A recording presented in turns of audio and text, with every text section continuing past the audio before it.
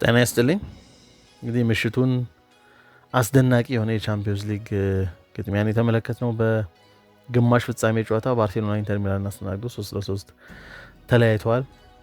ውጤቱ ብቻውም ተመልክተን ምናልባት ጥሩ ጨዋታ ሊሆን እንደሚችል መገመት ይቻላል ጨዋታውን ላልተመለከተም ሰው። ነገር ግን ጨዋታው ገና ከተጀመረበት የመጀመሪያ ደቂቃ ሳይሞላ ጀምሮ እስከ መጨረሻው በጣም ድንቅ ነበር። አስደናቂ የግለሰብ ብሪሊየንስ የታየበት ነው። ኮሌክቲቭ ወርኩ ኮሄዥኑ የሚገርም ነው። የበለጠ አንደኛ ሞር ፕሮአክቲቭ ጨዋታ የሚጫወት ፕሬስ የሚያደርግ ኃይለኛ ፕሬስ የሚያደርግ ቡድን ተመለከትን።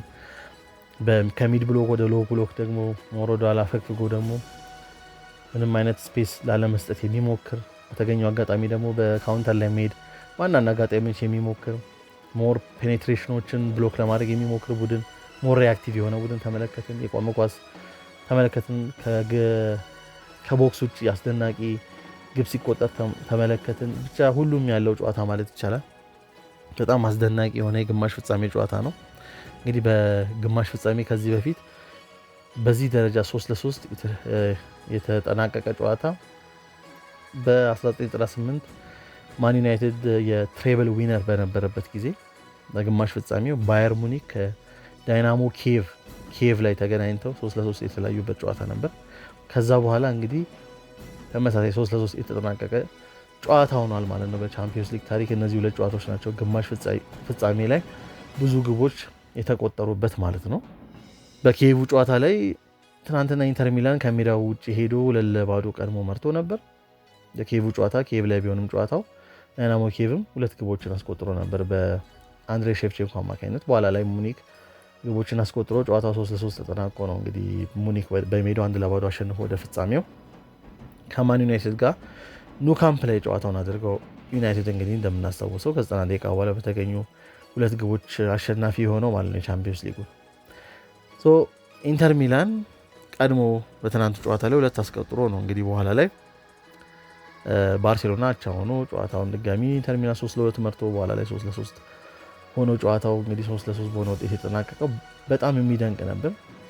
ከጨዋታው ከመጀመሩ በፊት አሁን ኢንተር ሚላን ከሙኒክ ኳርተር ፋይናል ላይ ሙኒክ ጋር 2-2 ተለያይተው ከወጡ በኋላ ከዛ በኋላ ያደረጓቸውን ጨዋታዎች 3 ጨዋታዎች ሽንፈት ነው ያስተናገዱት። መሸነፍ ብቻ ሳይሆን ግብ ማስቆጠር አልቻሉም ማለት ነው። 3 ተከታታይ ጨዋታ በሽንፈትና ምንም ግብ ሳያስቆጥሩ ነበር ኢንተር ሚላን ወደ ትናንቱ ጨዋታ የመጡት። ነገር ግን 3 ተከታታይ ጨዋታ ያላሸነፈም ግብም ያላስቆጠረ ቡድን ጨዋታው በተጀመረ ገና በ30ኛው ሰከንድ ነው እንግዲህ ግብ ማስቆጠር የቻለው በማርከስ ቱራም አማካኝነት ከዴምፍሪዝ የተሻገረለትን ኳስ ኢምፕሮቫይዝ አድርጎ በአስደናቂ ፍሊክ ማርከስ ቱራም በ30ኛው ሰከንድ በማስቆጠር በቻምፒዮንስ ሊግ ታሪክ በግማሽ ፍጻሜ የተቆጠረች ፈጣን ግብ መሆን ችላለች ማለት ነው። አስደናቂ ቴክኒክ ነበር የተጠቀሙ ማርከስ ቱራም ይሄን ግብ ለማስቆጠር። እንግዲህ ኢንተር ሚላኖች የበለጠ ወደዚህ ጨዋታ ሲመጡ ኳሱን ባርሴሎና ሊይዘው እንደሚችል ምንም ጥያቄ የለውም። ይሄ ግምት ውስጥ እንደነበረ የበለጠ ኳሶች ለባርሳ ለቀው በካውንተር አጋጣሚዎችን ለመፍጠር የመስመር ተጫዋቾቻቸውን ማግባቡ ለመጠቀም ነበር። ለምሳሌ በትናንቱ ጨዋታ ዴምፍሪዝ እንግዲህ ከጉዳት ነው የተመለሰው። ግራ መስመር ላይ የተወሰኑ ያለፉ ጨዋታዎች ላይ ካርሎስ አጉስቶንም ሲሞኔ ኢንዛጊ ሲጠቀም ነበር። በትናንቱ ጨዋታ ግን ዲማርኮን ነበር። ዲማርኮ እንግዲህ ከካርሎስ አጉስቶ አንጻር ሞር ኦፌንሲቭሊ የተሻለው ነው። ካርሎስ አጉስቶ የተሻለ ዲፌንሲቭ ከቨር መስጠት የሚችል አይነት ተጫዋች ነው። ሜቢ ትናንትና ሲሞኔ ኢንዛጊ ዲማርኮን የመረጠበት በግራ ዊንግ ባክ ላይ አንድ የባርሴሎና ችግር በሃንሲ ፍሊክ ስር የተመለከትነው ምንድን ነው? ከኳስ ውጭ ፊት መስመር ላይ ያሉት 3ቱ ተጫዋቾች የበለጠ ወደ መሀል አጥብበው ይገባሉ። ይሄ በሚሆንበት ጊዜ የሚፈጠረውን በግራና በቀኝ ስፔስ ተጋጣሚ ቡድን በአንደኛው በኩል ኳሱን ይዘው ለመሄድ ይሞክራሉ። በዚህ አጋጣሚ 4ቱ ከኋላ ያሉት የተከላካይ ስፍራ ተጫዋቾች የባርሴሎና ኳሱ በሚገኝበት በኩል ወደዛ በተወሰነ መልክ ሺፍት ያደርጋሉ። ያ ማለት በተቃራኒው ሳይድ ያለውን ስፔስ ይተዋሉ ማለት ነው። በዚህ አጋጣሚ ኳሱ ወደዛ ይገለበጣል፣ ስዊች ይደረጋል ማለት ነው። እንደዚህ አይነት ስዊች ፕሌዎችን ነው አንዱ ሲቸገርበት የተመለከተው የሃንሲ ፍሊክ ባርሴሎና በዚህ ሲዝን ማለት ነው። እንደዚህ አይነት ስዊች ፕሌዎችን ደግሞ ይሄን ለመገልበጥ ደግሞ አንድ ጥሩ የሆነው ተጫዋች ዲማርኮ ነው ማለት ነው። ከካርሎስ አጉስቶ በተሻለ እንደዚህ አይነት ስዊች ፕሌዎችን ዲያጎናል ፓሶችን ለመስጠት ጥሩ ተጫዋች ነው ማለት ነው። ይሄን ግምት ውስጥ በመክተት ዴምፍሪስም አሁን ስላለ የበለጠ ዳርሚያን ከሚኖር የበለጠ ማጥቃቱ ላይ ዴምፍሪስ በደንብ ማገልገል ስለሚችል ማለት ነው ይህን አጋጣሚ ለመጠቀም በማሰብ ሊሆን ይችላል ብዬ አስባለሁ ዲማርኮ ወደ ጨዋታው የገባው ማለት ነው። እንግዲህ በኋላ ላይ ኢንተር ሚላኖች የበለጠ አፈግፍገው ጨዋታው የሆነ 5-3-2 አይነት ቅርጽ ቢይዙ ወደዛ ከመሄዳቸው በፊት ግን የተቻላቸው አቅም በተወሰነ መልክ የተወሰነ ፕሬሲንግ ተመልክተን ነበር። ለምሳሌ ሚኪታሪያን የበለጠ ወደ እንደ ሶስተኛ ሴንተር ባክ የሚሆነው ኩንዴ ባርሴሎና ኳስ ሲይዝ ማለት ነው እሱም ፕረስ ለማድረግ ሲሞክር ተመልክተናል። እንደዛ ሲሆን ያማል ከዲማርኮ ጋር አንድ ለአንድ የሚገናኝበት አጋጣሚ ሲፈጠር ነበር። ይሄ ደግሞ አስቸጋሪ መሆኑን የተገነዘቡት ኢንተሮች ሚኪታሪያን ኩንዴን ፕረስ ማድረጉን ትቶ የበለጠ ከዲማርኮ ጋር ለሁለት ሆኖ ያማልን ጫና ውስጥ ለመክተት ሲሞክሩ ነበር። እንግዲህ ለሁለትም ሆኖ ያማል እጅግ በጣም ሲያስቸግራቸው ተመልክተናል በትናንቱ ጨዋታ ላይ ማለት ነው።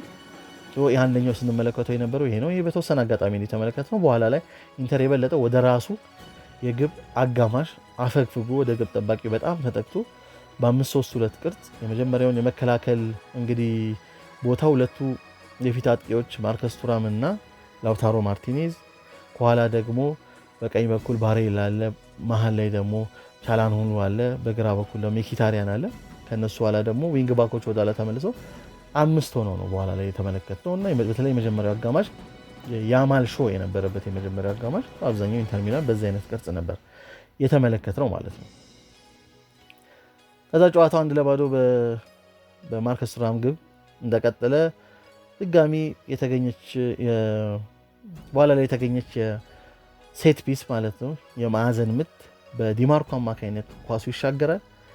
ኳሱ ሲሻገር እንግዲህ አንደኛው ኢንተር ሚላኖች ደግሞ ከቅድም ቀጠቀስኩት ከስዊች ፕሌው በተጨማሪ ግቦችን ሊያገኙበት እንደሚችሉት የሚያውቁት የሴት ፒስ ላይ ያለው ነው። ፊዚካሊም በጭንቅላት አጠቃቀምም የተሻሉ ፊዚካሊም ተለቅ ያሉ ተጫዋቾች ስላሏቸው ማለት ነው። ስለዚህ ያን ሴት ፒስ በአግባቡ ነው የተጠቀሙበት። የመሀል ሴንተር ባኩ እንግዲህ የኢንተር ሚላንና ሸርቢ ነው በመጀመሪያ በጭንቅላቱ ኳሱን የገጨው። ይህን ሲያደርግ ጄራርድ ማርቲን እንግዲህ ፊዚካሊ ሸርቢ መቋቋም አልቻለም ነበር። ያን ኳስ ነው እንግዲህ አክሮባቲክ በሆነ መንገድ ዴምፍሪስ ያስቆጠረው ማለት ነው። ኢንተር ሚላንም 2-0 መምራት የቻሉት ማለት ነው እና ጨዋታው በእንደዚህ አይነት መቀጠለ። ባርሴሎና በተሻለ ኳሱን ተቆጣጥረው ወደፊት መሄድ ቢችሉ ነገር ግን ኢንተር ሚላኖች ቀድመው 2 ግቦችን አስቆጥረው መምራት ችለው ነበር ማለት ነው። በጨዋታው ላይ እንግዲህ ኢንተር ሚላኖች በ2 እና ከዛ በላይ በሆነ ግብ ልዩነት በቻምፒዮንስ ሊግ መርተው ያላሸነፉበት እችኛዋ 3ኛው አጋጣሚ ብቻ ነች ማለት ነው። ከዚህ በፊት ከቦሩሲያ ዶርትሙንድ ጋር ማለት ነው 2-0 መርተው 3-2 በሆነ ውጤት የተሸነፉበት አለ ኖቬምበር 2019 ላይ። ሌላው ደግሞ 2023 ኤፕሪል ላይ ደግሞ ከቤኔፊካ ጋር 3-3 የተለያዩበት አጋጣሚ ማለት ነው። ጨዋታው 2-0 ከቀጠለ በኋላ እንግዲህ ብዙም ሳይቆይ ነው እንግዲህ አስደናቂ ግብ በላሚን ያማል አማካኝነት የተቆጠረው። እንግዲህ ያማል ኳሱን ከተቀበለ በኋላ ከማርከስ ቱራም ጋር ፊዚካሊ ተቋቁሞ እሱን ካለፈ በኋላ ሚኪታሪያን በማለፍ በሰውነት እንቅስቃሴ ዲማርኮንም እሱንም አልፎ የባስቶኒን እኔ እንደተመለከትኩት እንደ ሺልዲንግ ነው የተጠቀመው ማለት እንችላለን። ኳሱ ፊት ለፊት ያማል ከያዘው በኋላ ፊት ለፊቱ ያለው ባስቶኒ ነው። ባስቶኒ ደግሞ የግብ ጠባቂውን የሶመርን እይታ እንደከለለው መገመት አያቅትም። ሶመር ግልጽ እይታ አይኖረውም።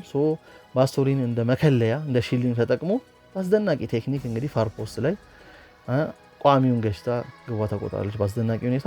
ባርሴሎናንም ወደ ጨዋታው የመመለስ እድል የፈጠረች አጋጣሚ ነበር። እጅግ በጣም የሚደንቅ ነው።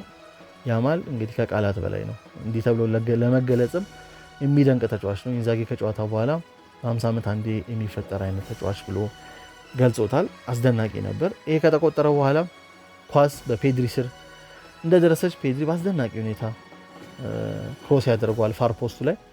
ፋርፖስቱ ላይ የነበረው ደግሞ ራፊኒያ በጭንቅላት በመግጨት ወደ መሀል ሴንተር ያደረገውን ኳስ በእንቅስቃሴ ውስጥ እንደ ሰርድማን የነበረው ፌራን ቶሬስ ያችን ግብ በቀላሉ ማስቆጠር ቻለና ጨዋታው 2-2 ሊሆን ቻለ ማለት ነው።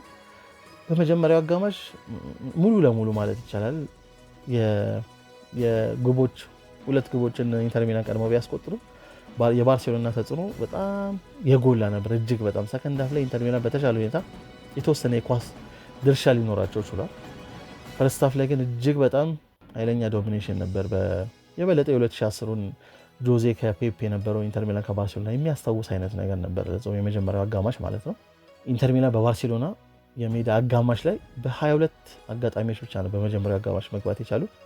በተቃራኒ ባርሴሎና ግን ከ200 በላይ ጊዜ ነው በኢንተር ሚላን አጋማሽ ላይ መግባት ችሎ የነበረው። መግባት ብቻ ሳይሆን ጨዋታው የተደረገው በኢንተር ሚላን አጋማሽ ላይ ነው ማለት እንችላለን ማለት ነው። እና በኃይለኛው ተጽዕኖ ነበር ጨዋታው የቀጠለው በመጀመሪያው አጋማሽ።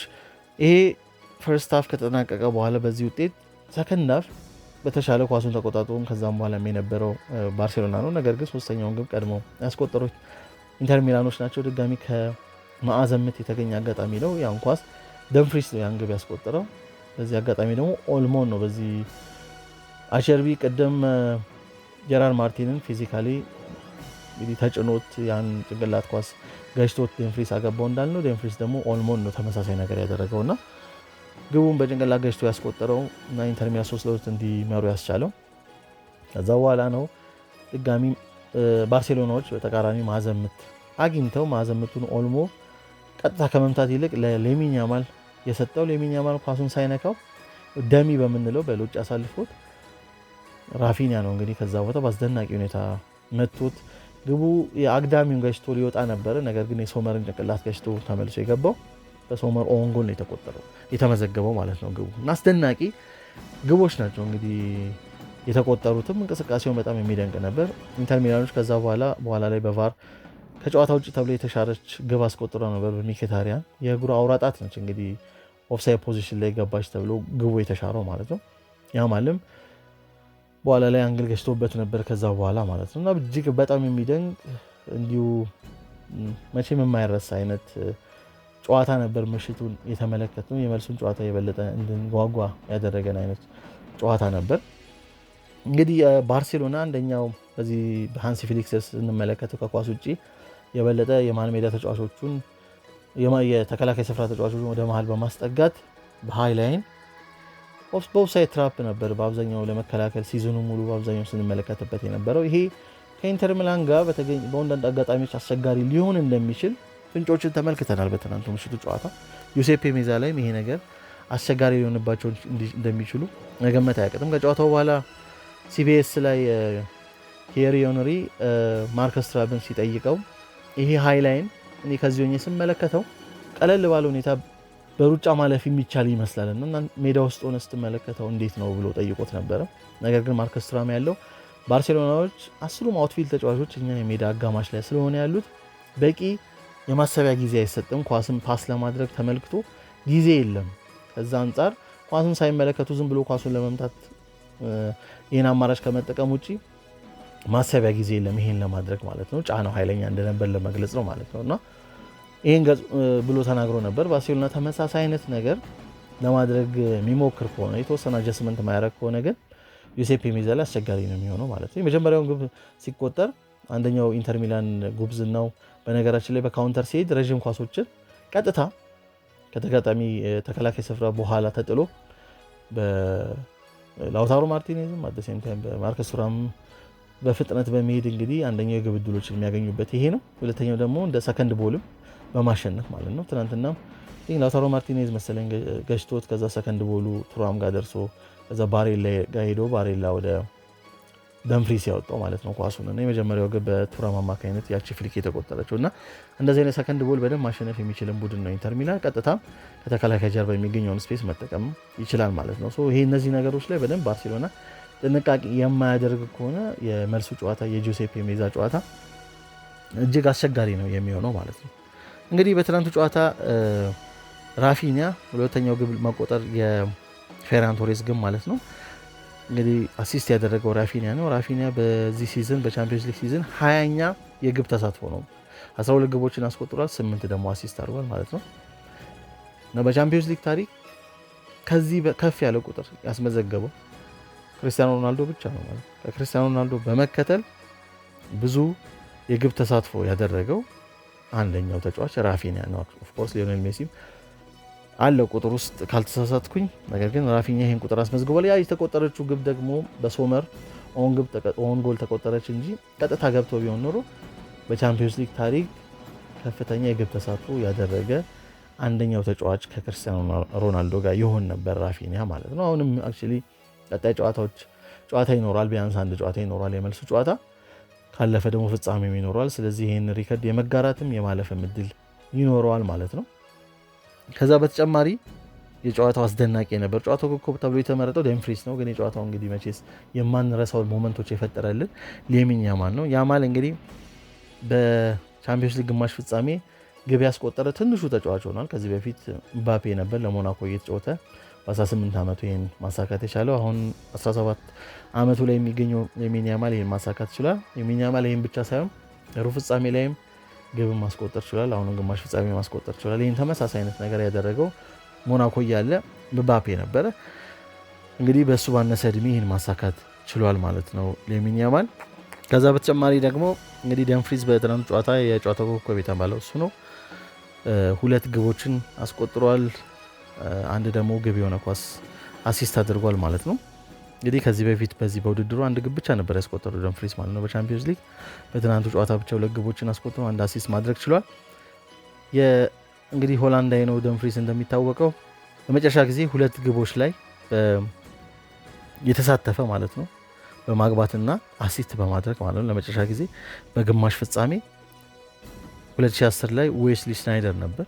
ስናይደር የዛን ጊዜም ያው የጆዜ ሞሪኒዮ ኢንተር ሚላን ውስጥ ወሳኝ የሆነ ተጫዋች ነበር፣ ቁልፍ የሆነ ተጫዋች ነበር። በጊዜው ባለንዶር ማሸነፍ ይገባው ነበር ተብሎለት የነበረው ማለት ነው በነበረው አስደናቂ ፎርም። በዛ ጨዋታ ላይ የመጀመሪያው ጨዋታ ጆሴፔ ሜዛ ላይ በሚደረግበት ባርሴሎና 3-1 ሲያሸንፉ እንግዲህ ብዙ ሰው የሚያስታውሰው የኑ ካምፑን ያ ሞታ በቀይ ወጥቶ ኢንተር ሚላን በጣም ተከላክሎ መጨረሻ ላይ ፒኬ አግብቶ 1-0 ጨዋታው ተጠናቆ ኢንተር ሚላን ግን በሜዳው 3-1 አሸንፎ ስለነበር 3-2 በሆነ ውጤት ለፍጻሜ ያለፈበትን ነው። ነገር ግን በጣም አስደናቂ የሆነ የኢንተር ሚላን የተመለከትነው ጆሴፔ ሜዛ ላይ ነበር በፈርስት ሌጎ ማለት ነው። በዛ ጨዋታ ላይ አንድ ግብ አስቆጥሯል ስናይደር፣ አንድ ደግሞ አሲስት አድርጎ ነበር። ለመጨረሻ ጊዜ ሆላንዳዊ የሆነው አንድ ግብ ማስቆጠርና አንድ ግብ አሲስት በማድረግ የተሳተፈው ግማሽ ፍጻሜ ላይ ሽናይደር ነበር። አሁን ከዛ በኋላ ደምፍሪስ ይህን ማሳካት ችሏል ማለት ነው። እነዚህን የመሰሉ ሪከርዶች ያስመለከተን ምሽት ነበር። ያማልም ለባርሴሎና 100ኛውን ጨዋታ ነው እንግዲህ በትናንቱ ምሽት ላይ ያደረገው። ያለምንም ጥያቄ የወቅቱ ድንቁ እግር ኳስ ተጫዋች ነው ቢባል ምንም ማጋነን አይሆንም። ምናልባት ደግሞ ወደፊት ያው ብዙ ርቀት እንደሚጓዝ እንጠብቃለን። ያው እግር ኳስ ላይ ብዙ ነገሮች አፕል ሊያደርጉ ይችላሉ፣ ጉዳቶች አሉ፣ ብዙ አይነት ፋክተሮች አሉ። ነገር ግን ከነዛ ይጠብቀው እንጂ ተአምር ሊያሳየን የሚችል አይነት ተጫዋች እንደሆኑ እንግዲህ በተደጋጋሚ ተመልክተናል ማለት ነው። ላሚን ያማል ድንቅ የሆነ ምሽት፣ በተለይ የመጀመሪያው አጋማሽ ደግሞ ኦልሞስት ያማል ሾው ማለት ይቻላል። ሁለተኛው አጋማሽ ላይ በተወሰነ መልክ ቀዝቀዝም ያለው ኢንዛጊም ከጨዋታው በኋላ እንደተናገረው እንግዲህ አስደናቂ ተጫዋች ነው። በ50 ዓመት አንዴ የሚከሰት አይነት ተጫዋች ነው። ለሁለት ደብል አፕ አድርገን ለማቋቋም ሞክረን ነበር፣ እሱም ስላልቻልን ትሪፕል ለማድረግ ነው የተገደነው ሶስተኛው ላይ። ለዛም ነው ተጽዕኖ በተወሰነ መልክ የቀነስ ነው ብሏልና በዚህ ደረጃ አስደናቂ የተለየ እጅግ በጣም የተለየ ልዩ የሆነ ተጫዋች ነው ላሚን ያማል ማለት ነው። ድንቅ የሆነ ምሽት ነበር። ድንቅ የሆነ ቻምፒዮንስ ሊግ የግማሽ ፍጻሜ ጨዋታ ነው የተመለከትነው። እንግዲህ ቀጣይ ሳምንት ሁለቱም የፒኤስጂ እና አርሰናልም እንደገና ኢንተር ከባርሴሎና የመልስ ጨዋታዎች ማክሰኞና ሮብ የሚካሄዱ ይሆናል። እንዴት ነበር ጨዋታው? ምን ትላላችሁ ስለ ጨዋታው? ሀሳባችሁን ኮሜንት መስጫው ላይ ያስቀምጡልኝ። አመሰግናለሁ።